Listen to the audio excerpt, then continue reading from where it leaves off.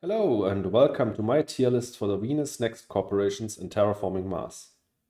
I already made a Venus Next Corporations tier list in 2021, but not only has the meta for competitive play changed quite a lot since then, Venus Next was not even released on Steam back then, but also I've gotten better by a lot.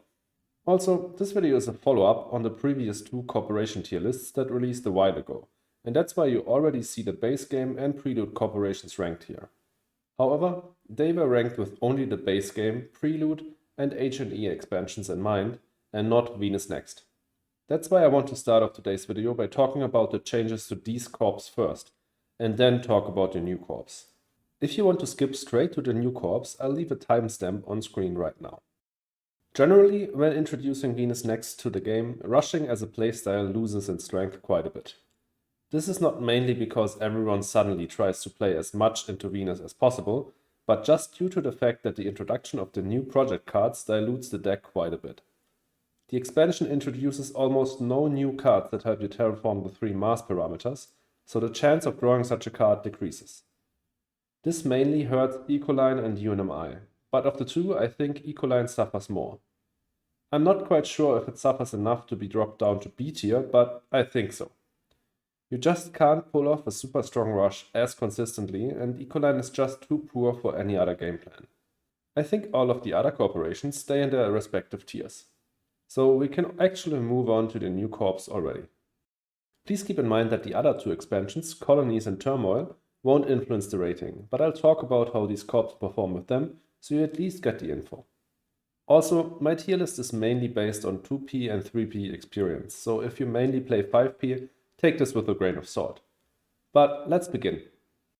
Sadly, when going through the Venus Next corps in alphabetical order, we have to talk about Aphrodite first. Aphrodite starts with 47 MC, a plant prot as well as the corresponding tag and a Venus tag, and an ability that reads, whenever Venus is terraformed one step, you gain 2 MC. This corporation is incredibly bad. Why? Well, it is split in two. On the one hand, it has a plant tag as well as the corresponding prot, and on the other hand, it has a Venus tag and an effect that grants you 2 MC whenever the Venus track is increased. These two areas do not combo at all. For one, there are only 3 other cards that combine a plant and a Venus tag. 2 of those are super late game and quite specific, and the third is literally the worst card in the game. And secondly, plant prot usually pairs well with the rush strategy, literally the polar opposite of going for Venus. Also, the effect of Aphrodite is not strong at all. There are 15 steps on the Venus track, meaning that you could get a maximum of 30 MC out of your ability. The thing is, maxing out Venus is a rare occasion. A lot of the cards that let you increase it are quite bad, and there are only a few really strong cards that get unlocked on the Venus track. In terms of milestones and awards, this corp is super bad as well. Yes, the plant tag is okay for Ecologist and good in general for cards like NRA, and yes, the corp is okay for Diversifier, but these bonuses are not enough to make this corp significantly better. I hate Aphrodite, and I think it's one of the worst corps in the entire game, so it should come as no surprise that I will place it in F tier. Yes, the tags are good, especially the plant tag, but it's not enough to form this corp's whole identity. Sadly, with the introduction of more expansions, this corp gets worse rather than better. The percentage of Venus Next cards in a deck will shrink, making it even less likely for you to trigger your effect. Next up, we get to the dedicated floater corporation. Celestic starts with 42 MC, a Venus tag, and as your first action you draw 2 floater cards. Also, it has an action that allows you to add a floater to any card. If you add floaters to the corp itself, 3 of them are worth 1 victory point. There are 3 main problems with this corp.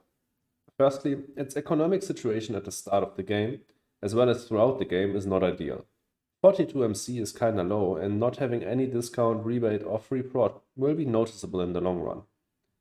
Secondly, if you don't have a good floater card on your starting hand, then it's super risky to pick this corp, since it's by no means guaranteed that you'll draw a playable floater card from your first action.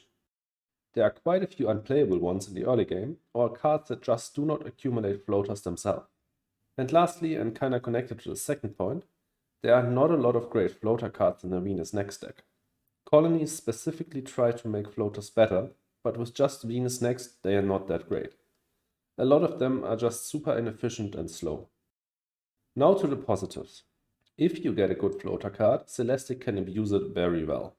In addition to the Venus tag on your corp, you can then often pull off a really strong Venus combo. And also, you basically have a free milestone with Hoverlord, and through the tag on the corp and the 2 free cards that will likely also hold a Venus tag, a head start on Venophile. All in all, I still think Celestic is kinda bad. For me, it's a C tier corporation.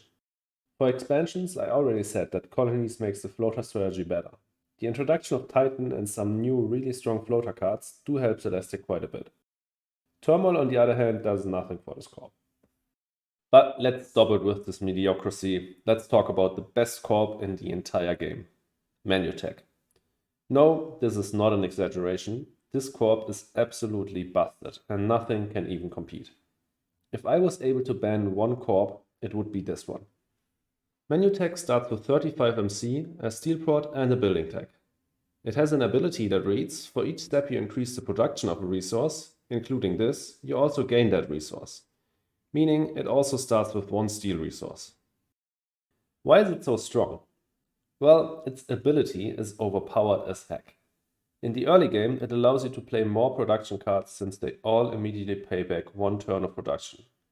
This also allows you to play production cards later in the game, as every one of them will repay 1 gen sooner. And then, in the mid to late game, we get to the favorite part about this corp. Plant cards like bushes, trees, and kelp farming that are already incredibly strong become absolutely busted. Think about kelp farming for a second. Instead of paying 17 for 3 plant prod, 2 MC prod, and 2 plants, you pay 15 for 3 plant prod, 2 MC prod, and 5 freaking plants. Another use case is playing heat prod cards to unexpectedly claim one of the bonus bumps or swing Thermalist. This ability is just so incredibly busted. Just think about insects and how it can basically grant you a whole greenery for free. As I said, this corp is S tier, and in fact, in my opinion, it's even the best corp in the entire game. The only thing of note about the other expansions is the following. Manutech can immediately trade with power when it gets 3 prod online, even in Gen 1. It's often even not that great in Gen 1, but it's something to keep in mind. Next up, let's talk about my favorite corporation of the Venus Next expansion, MSI. MSI starts with 50 MC, a Venus tag, and as your first action you draw 3 Venus cards from the deck. Also, it has an ability that reads, your Venus requirements are plus or minus 2 steps, your choice in each case. Let's compare it to Inventrix, its closest counterpart. What does MSI have that could make it better than Inventrix? First of all, it starts with 5 MC more. Not a crazy difference, but noticeable. Secondly, in some cases, namely when you start with some Venus combo potential on hand already, MSI can run away with the game. Why? Well, it has a Venus tag on the corp itself and draws 3 more tags guaranteed. If you get some combination of Venus Governor, Venus Waste Station, Sulfur Export, Sulfur Eating Bacteria, Venusian Animals, Maxwell Base, or some of the other strong Venus Next combo cards, this corp can be ridiculous. However, let's get to the corp's weaknesses, and the thing I just talked about is a double-edged sword that can also be a weakness. I'd say on average, Venus tags are worse than other cards, and if you don't start off with some strong combo pieces on hand already, I'd rather draw 3 random cards like Inventrix instead of the 3 Venus tags. Also, the tag on MSI is weaker in most cases. A Science tag can just open up many more stronger combos than a Venus tag. But more importantly, MSI has the much weaker version of the ability. Inventrix ability works on all parameters including the Venus track, while MSI works only on the Venus track. That means you cannot get immensely powerful cards like trees, birds or kelp farming down sooner, and therefore also limits your potential to play a strong ground game or rush strategy. I mean, that probably would not be a strength of this corp anyways, since you are steered towards the Venus track with your tech and first action, and the Venus track is something you're only interested in if you're going for a long game. So MSI, in my opinion, is a less flexible version of Inventrix. The thing is, I don't really think I can place it in C tier. It has too high starting capital, the free cards are really nice, and if it works and you get some strong cards that get unlocked on the Venus track, then this corp can absolutely pop off. Also, you basically have a free award to fund in Venophile and are also really strong on Planner. So I will have to place it in B tier. While Inventrix is a high B tier corp, MSI is a low B tier in my opinion. In terms of other expansions, Colonies and Turmoil both don't do MSI any favors. They increase the card count by a lot and therefore reduce the percentage of Venus cards in the deck significantly. I feel like this corp is best when just playing with Venus Next. And lastly, we get to Viron. Viron starts with 48 MC, a microbe tag, and an ability that lets you use a blue action that you have already used that gen. I feel like everyone knows when this corp is strong and when it is not. If you start off the game with a really good action card like Restricted Area or Electro Catapult, then it is pretty good. And of course, it's a game over if you get AI Central down early on with Viron.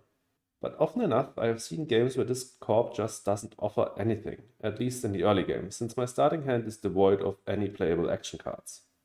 If that's the case, this corp is super generic, and it's almost always better to keep the alternative. Sure, you can get an action card in the next draft, but you'll need to get really lucky for that, and get it in the first 4 cards, since your opponents surely won't pass you any action cards. In terms of milestones and awards, Viron is one of the most generic corps ever. It has a slight bonus on Ecologist and Eccentric, but that's it. In my opinion, Viron is another low B tier corp. Also, there's nothing to say about Viron and the other expansions, so let's leave it at that. And that's it. All Venus Next corps ranked within my tier list. Do you agree with my placement? Do you think Manutech really is the strongest corp in the game, or do you think Viron should be downgraded to C tier? Let me know in the comments. And if you enjoyed the video, please leave a like and consider subscribing. Also, please check out my Twitch and my Twitter, which are linked in the description. Have a good one and see you in the next video.